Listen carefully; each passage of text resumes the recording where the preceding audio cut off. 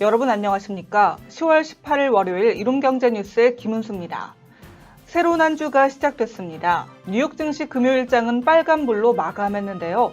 특히 다우지수의 상승률이 1%를 넘으면서 가장 컸습니다. 3대 주요 지수가 상승세를 이어간 것은 어닝 시즌 호조 덕분이었는데요. 이번 주 뉴욕 증시는 기업들의 실적 발표와 국채금리 흐름에 따라 변동성을 보일 것으로 예상됩니다. 자세한 국내외 주요 이슈입니다. 뉴욕 증시 금요일장은 빨간불로 마감했습니다. 특히 다우지수의 상승률이 1%를 넘으면서 가장 컸습니다. 미 현지 시간 지난주 금요일 골드만삭스도 월가의 기대치를 뛰어넘는 실적을 공개하면서 주가가 3% 넘게 올랐습니다. 지난주 금요일을 기준으로 S&P 500 기업 중 41곳이 실적을 발표했는데 80%가량이 시장 예상치를 웃돈 성적을 냈습니다. 인플레이션과 공급 병목 현상 우려에도 불구하고 미국의 9월 소매 매출이 0.7% 증가했습니다.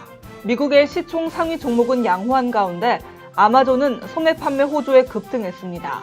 반면 페이스북은 사회적인 책임과 의무를 다하지 않았다는 점을 폭로하는 내부 고발자들의 증언이 이어지면서 1% 넘게 하락했습니다. 유럽 증시는 주간 기준으로 7개월 만에 가장 좋은 성적을 냈습니다. 이번 주 비트코인 선물 상장 지수 펀드가 첫 거래에 나설지 주목됩니다. 비트코인 가격이 반년 만에 6만 달러 선을 회복했습니다.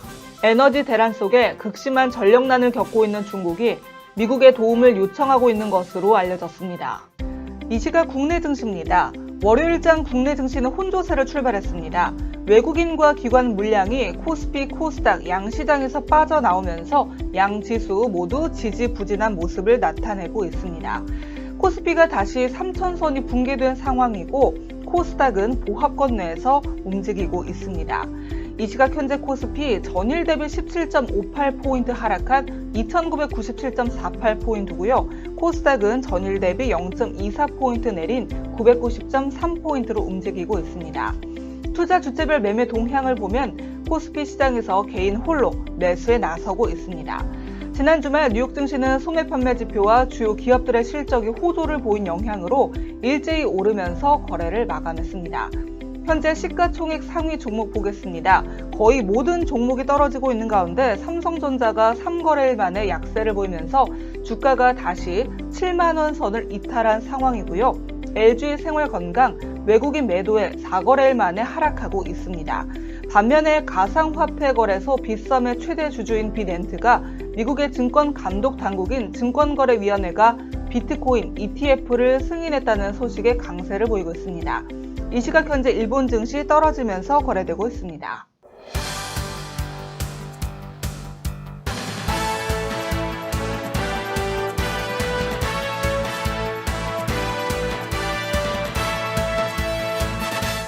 오늘은 많이 할수록 돈 버는 투자, 관심 가져볼 만한 이슈인데요.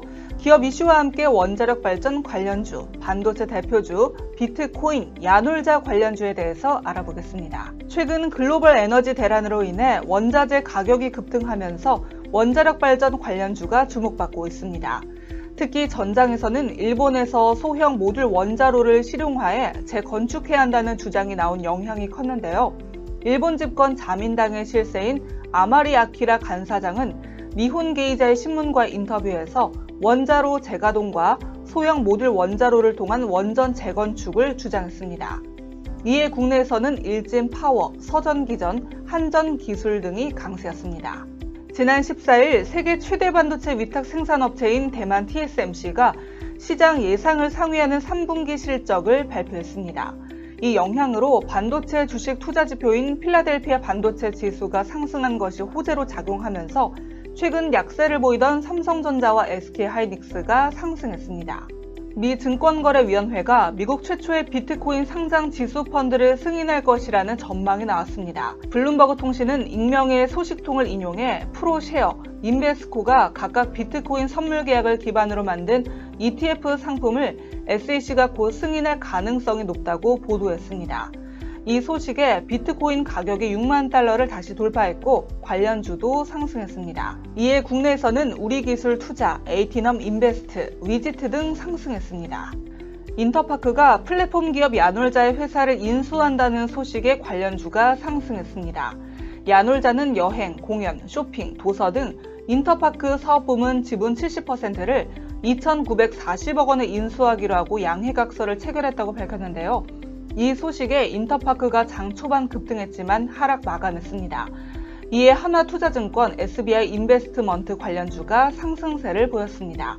지금까지 이슈 짚어봤습니다.